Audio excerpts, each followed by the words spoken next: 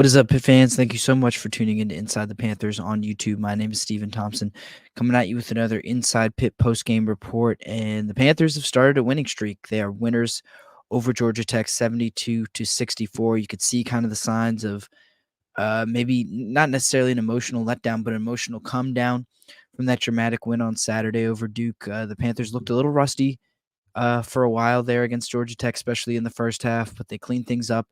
They finished strong, and they are winners of 2 in a row in the ACC, and they look like, I wouldn't say a completely different team, because this is a team, this is kind of this is the team that we saw earlier in the year. You heard players say that after the game. You heard Jeff Capel kind of allude to it as well, not just in this post game, but following the Duke game as well.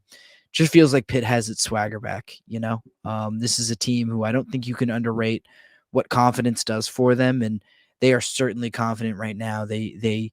I thought the challenge tonight would be to kind of capitalize on the emotional high that they got off that Duke game to keep it rolling. And you just worry about, what weeknights in the McCamish Pavilion at Georgia Tech, which, no disrespect to the Yellow Jackets, they have a strong team, but it is no Cameron Indoor Stadium. It is not. And I think it's easy to play with adrenaline. I think it's not easy to play with adrenaline, but it's easier to play with adrenaline. It is easier to kind of get yourself up for a sold out crowd at Cameron Indoor Stadium, playing a top 10 Duke team, than it is to get up for a 500 Georgia Tech team on a weeknight in a half empty gym.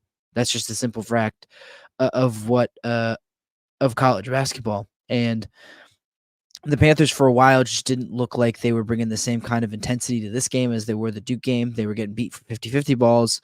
They weren't rebounding with as much force as they could against a team that they had an advantage over in size. And they just looked a little sleepy, a little tired, like a little bit like a team that had really given everything that they had to their last game, and just didn't have much left in the tank for this one. But they turned it around late.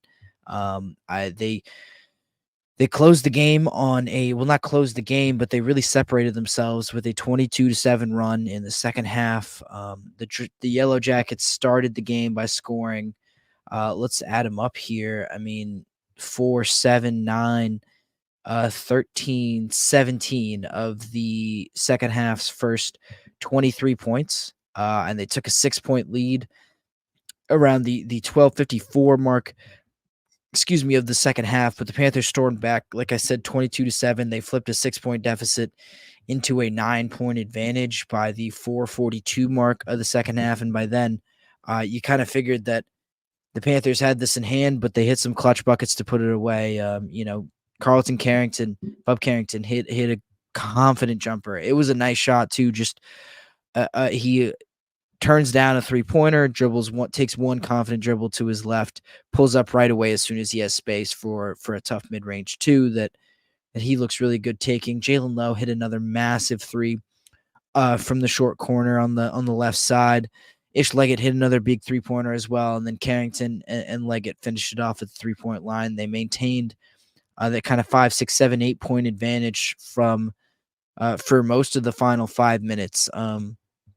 This was a fantastic win. And I think for really one reason, and it's like I said, they have their swagger back, but it's because they've played with a lot of toughness.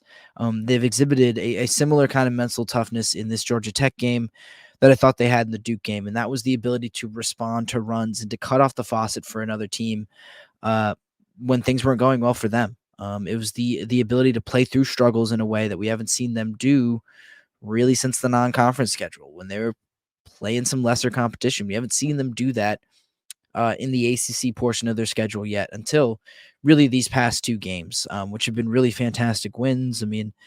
Georgia Tech has given a lot of teams trouble. I understand what their record is, but this was not an easy place to play. This was not an easy gym to walk into.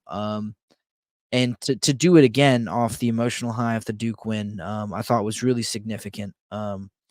And just that mental toughness, man, that's huge. That's huge. I thought shutting down Miles Kelly, another 16-point per game scorer. He did not score tonight. That hasn't happened since his freshman year.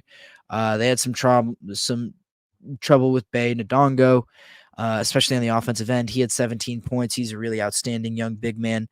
for the Yellow Jackets, but Guillermo, they got some energy from the bench, which we'll talk about in a second, that really lifted them to a win and just made everything that uh, Ndongo was doing to kind of wreck the game as a rebounder and an inside scorer, kind of neutralized it. And I mean, that's a moment where I think in the past you would see a Pitt team, go into a scoring drought, give up a long run, and then just kind of get. Jeff Capel used the word, I think it was insular. They were looking too inward, saying, "I need the one to be the one to make a play to pull our team out of this rut." And instead, you can see them relying on each other a lot more, trusting each other more, kind of not being afraid to put the game in someone else's hands. Quite honestly, that's a beautiful thing when a team can do that and they can win because of that. Um, getting to some more kind of specific talking points. I mean, Bub Carrington, I thought, was really the story of the game. He seems, I don't know if back is the right word. I don't want to anoint it too quickly, but he's looked, I think, pretty good the past couple of games. I just think his decision making has been really good. I think he's playing more complete games. He's defending with a ton of intensity. He's rebounding really well. Had some foul trouble against Duke that I think limited his offensive opportunities, but um, in that game, I think he saw how well Jalen Lowe and Blake Hinson were shooting the ball, and he was being part of the group that says, "Hey, let's get out of the way. Let's let these guys cook. Let's support them as they kind of lead us offensively." And then today, he got to be the star. I mean, he scored 19 points, far and away the leader on the team. I believe the best leader in the game as well. Did it efficiently, 60% from the field and 40% from three, 5 of 6 from the line. He rebounded again really well, 6 rebounds, 3 assists to 2 turnovers. Didn't commit a foul while he was defending as well. I've been critical of Bub. I one time called for him to get benched, and not all that long ago. But Jeff Capel, there's a reason he's coaching Division I basketball and I'm not. He stuck with his guy. He showed some confidence and some belief in Carrington, and Carrington has rewarded him.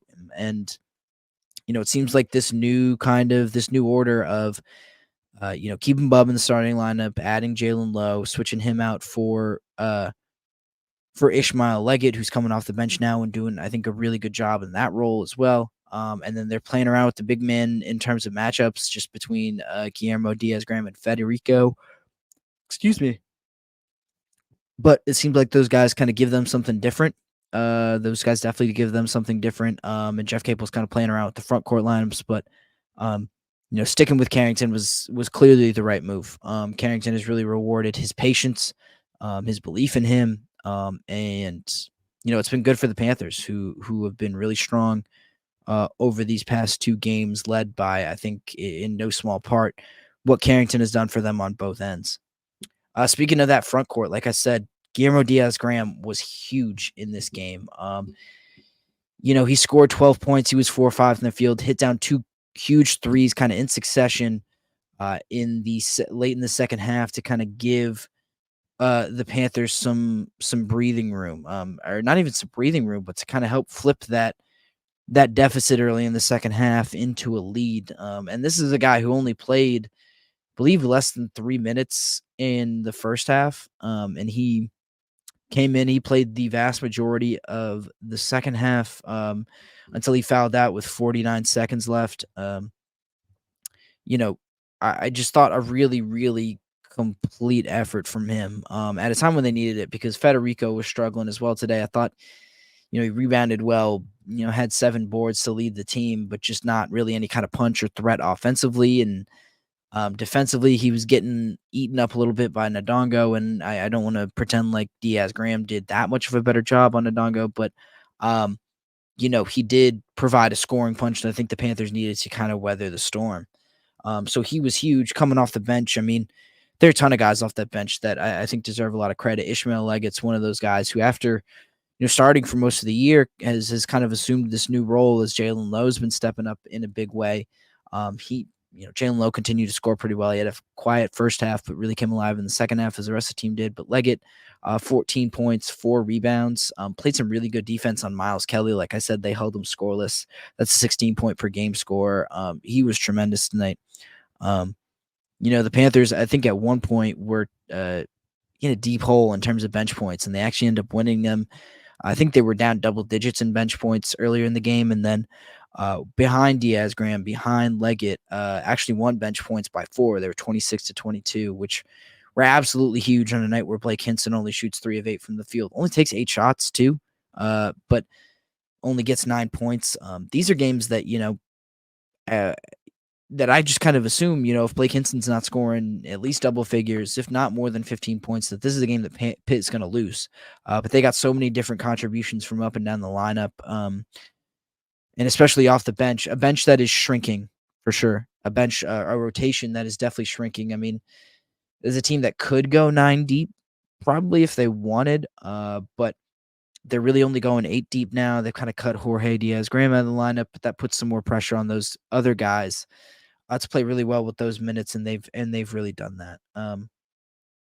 And I want to mention Zach Austin too. Not really a bench guy, but more of a role player. Did some really fantastic energy things. I mean, he passed the ball well with 4 assists to lead the team. He only scored 4 points, but rebounded as well. He made some great hustle plays. One especially where an air ball was going out of bounds and he dives to save it, gets it right to Ishmael Leggett, who's able to get a shot to go down right before the shot clock expires.